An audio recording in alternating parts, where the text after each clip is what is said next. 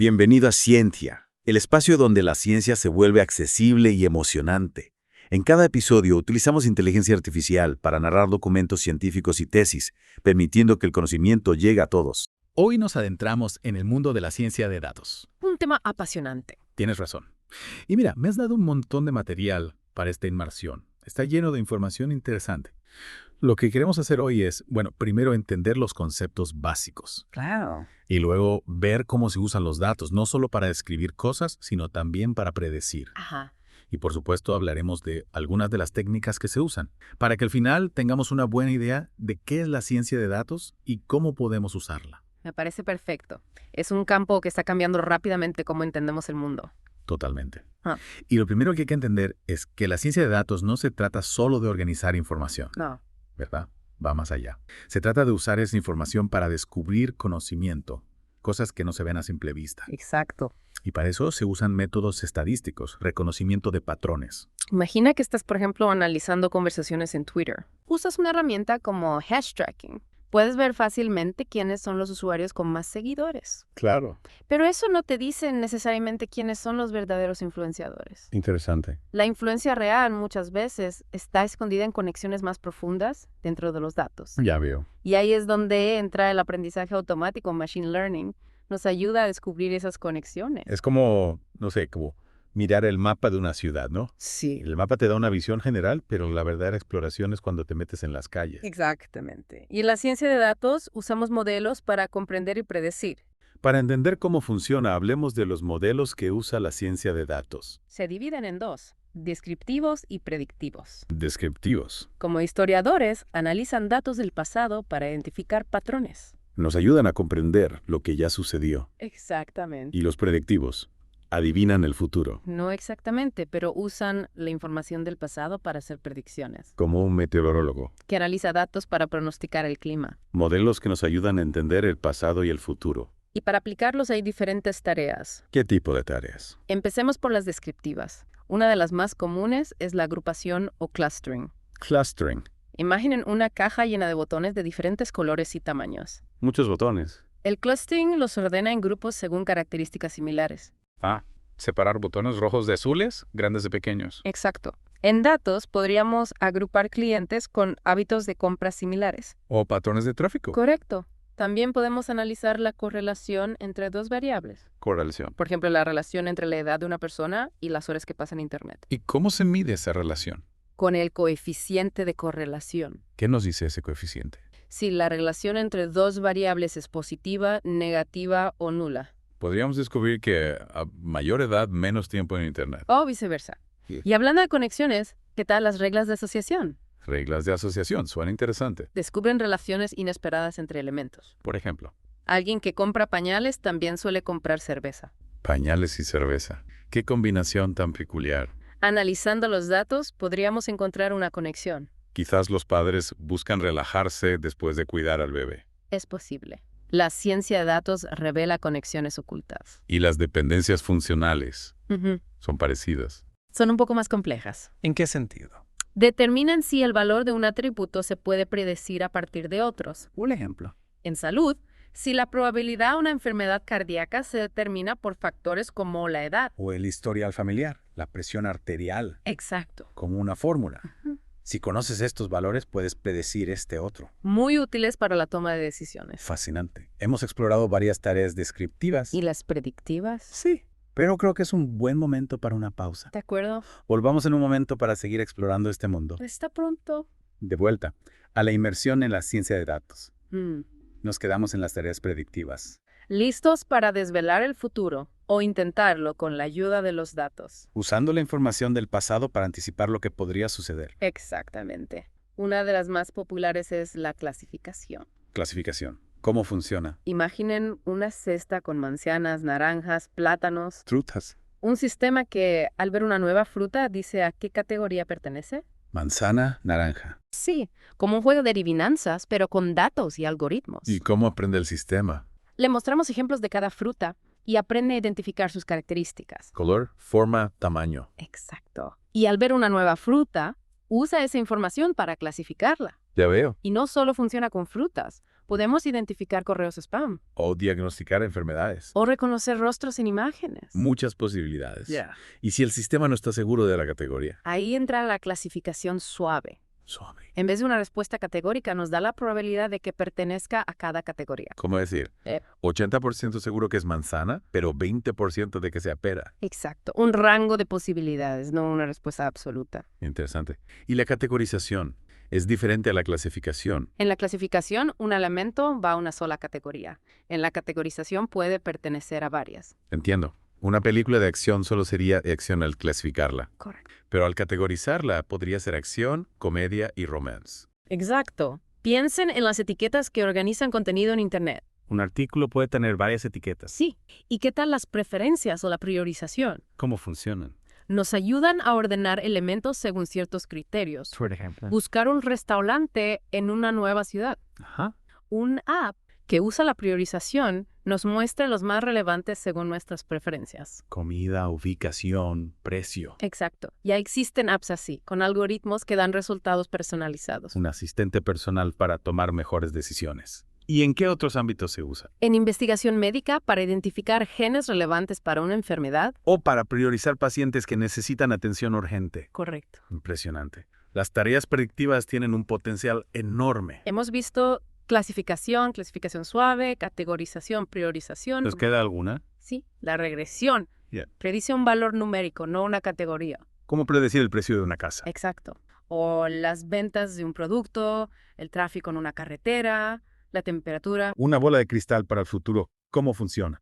Analiza datos históricos para identificar patrones. Para predecir el precio de una casa, se analizarían precios de casas similares. Teniendo en cuenta tamaño, ubicación, habitaciones. Correcto. Fascinante. Usar el pasado para predecir el futuro. Hemos explorado muchas tareas, tanto descriptivas como predictivas. Sí, muchas. Y ahora me pica la curiosidad por saber qué métodos y técnicas se usan. Claro. Es como una caja de herramientas para analizar datos. Cuéntame más. Empezamos por lo básico. Tenemos herramientas basadas en álgebra y estadística. ¿Usan fórmulas matemáticas? Sí, para encontrar patrones en los datos. Fáciles de usar. Algunas son más complejas, pero hay softwares que facilitan su uso. Menos mal. ¿Qué más hay en la caja? Herramientas bayesianas que usan el teorema de Bayes para calcular probabilidades. Teorema de Bayes. Imaginen que un amigo siempre llega tarde. Si suele llegar 10 minutos tarde, la próxima vez ajustarás tu hora de llegada. Para no esperarlo. Exacto. Usas la experiencia para hacer predicciones. El teorema de Bayes actualiza nuestras creencias con nueva información. Un sistema de aprendizaje continuo. ¿Y qué más? Herramientas basadas en frecuencias que analizan la frecuencia de ciertos eventos. Por ejemplo, La frecuencia con la que se compran productos juntos en un supermercado. para optimizar la ubicación en las estanterías. Exacto. Y las herramientas basadas en árboles de decisión. ¿Cómo funciona? Son una forma visual de representar decisiones. Un árbol con ramas que representan opciones. Sí, y cada hoja es un resultado final. ¡Qué imagen tan clara! ¿Cómo se construyen? A partir de los datos, el algoritmo busca las variables que mejor separan las clases. Como un jardinero que poda el árbol para darle la forma más eficiente. Buena analogía. También hay herramientas relacionales, declarativas y estructurales. ¿Para qué sirven? Usan lenguajes especiales para describir problemas y soluciones en sistemas complejos. Hay herramientas para todo. ¿Y las redes neuronales? ¿También están? Por supuesto. Son de las más potentes y versátiles. Inspiradas en el cerebro humano. Siempre quise saber cómo funcionan. Están formadas por unidades llamadas neuronas que procesan la información. Cada neurona recibe y envía información. Sí, procesándola en el camino. Suena futurista. ¿Para qué se usan? Reconocimiento de imágenes, procesamiento del lenguaje, traducción, detección de fraudes, diagnóstico médico. Increíble. Y las herramientas basadas en núcleo y máquinas de soporte vectorial. Clasifican datos y encuentran patrones complejos, incluso cuando no son linealmente separables. Linealmente separables. Si podemos separar manzanas y naranjas con una línea recta, son linealmente separables. Ajá. Pero a veces los datos son más complejos y nos pueden separar así. Entonces las máquinas de soporte vectorial nos ayudan a clasificarlos. Correcto. También hay herramientas estocásticas y difusas. Incorporan aleatoriedad e incertidumbre en los modelos para sistemas complejos. Aceptando el caos del mundo real. Sí. Y por último, herramientas basadas en casos, densidad o distancia. Analizan la proximidad de los datos. Exacto. El algoritmo Kepi-Medias agrupa datos en clusters según la distancia entre puntos. Creamos mapas de datos, donde los puntos cercanos están en el mismo grupo. Exactamente. Hemos visto tantas herramientas. Y esto es solo una muestra. La ciencia de datos evoluciona constantemente. Es un campo apasionante, Sin duda. pero creo que es importante reflexionar sobre lo aprendido. De acuerdo, asimilar la información. Tomemos un breve descanso y volvemos para la última parte. De vuelta a la inmersión. Hemos explorado los modelos, las tareas, las herramientas. La ciencia de datos es fascinante. Sin duda. Pero me gustaría explorar un aspecto que a veces se pasa por alto, la importancia de la visualización de datos. Ah, sí, la visualización. Es un punto crucial.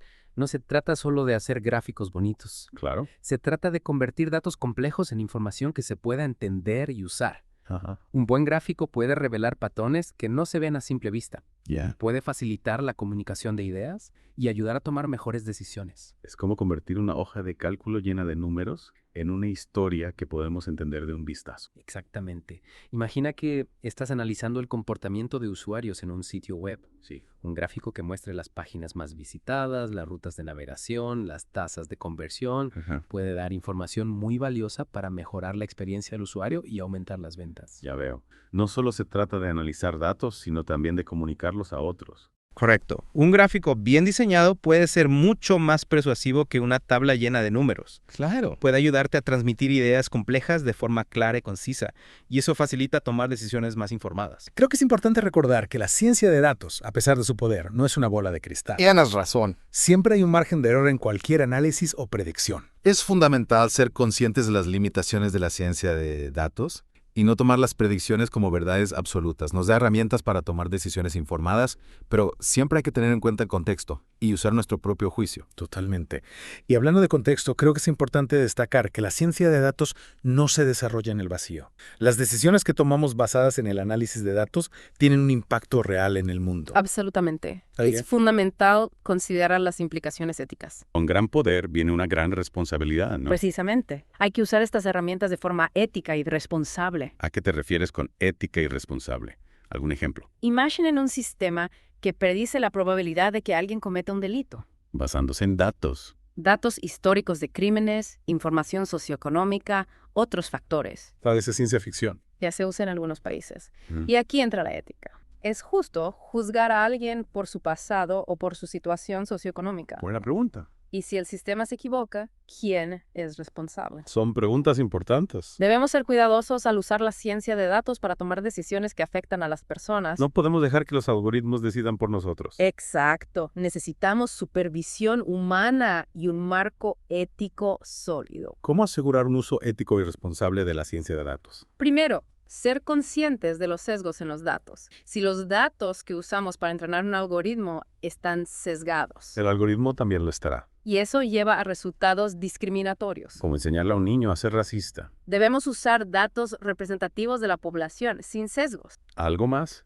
Transparencia en el uso de los datos y en cómo funcionan los algoritmos, La gente debe saber cómo se toman las decisiones que les afectan. y poder cuestionarlas. No podemos usar la ciencia de datos como una caja negra. Necesitamos transparencia para generar confianza. Exactamente.